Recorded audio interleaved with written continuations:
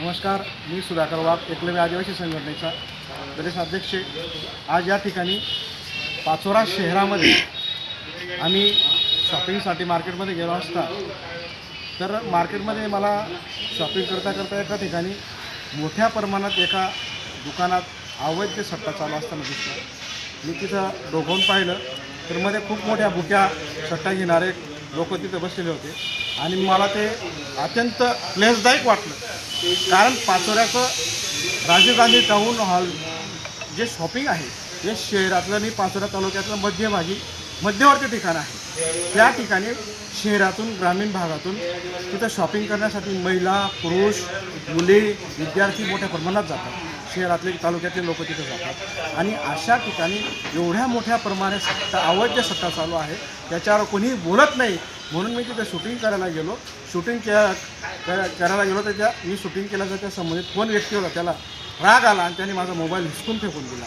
मग मी तसंच पोलीस स्टेशनला फोन केला. पोलिसांनी गाडी पळवली. तोपर्यंत ते सर पळून गेले आणि मी पोलीस स्टेशनला त्यांच्या बाबतीत तक्रार दिलेली आहे. पोलिस त्यांच्यावर गुन्हा दाखल करायचं मला आश्वासन दिलेलं आहे. जर गुन्हा दाखल नाही झाला मी 15 ऑगस्टला परत पोलीस स्टेशनसमोर आंदोलन करणार आहे. संबंधित व्यक्ती कोण आहे दादा? अविनाश धुबे म्हणून व्यक्ती आहे. यांनी मला माझा मोबाईल हिसकवला आणि फेकून त्यांनी मला मोबाईल हिसकवला. मी शूटिंग काढत होता. मोबाईल हिसकवता माझा मोबाईल खाली फेकून गेला. माझा मोबाईल पडला खाली. माझं मोबाईलचं नुकसान झालेलं आहे. आणि मग पाचोरा शहरामध्ये हा जो प्रकार आहे शहरातल्या मध्यवर्ती ठिकाणी जिथं आमच्या माता भगिनी आमच्या मुली तिथं शॉपिंगसाठी जातात आणि अशा ठिकाणी जर अशा प्रकार चालू असतील तर याला कुठेतरी रोक लागला पाहिजे ना. आपल्या म्हणजे आणि परत यांची दादागिरी यांची एवढी मुजरी वाढली की आपल्यासारख्या मी माझे सभापती आहे, एकलव्य आदिवासी संघटनेचा प्रदेश अध्यक्ष आहे. माझ्यावर चालून येण्याची जे मजल आहे म्हणजे हे कुठल्या पदाधिकारीला बी जुमानत नाही.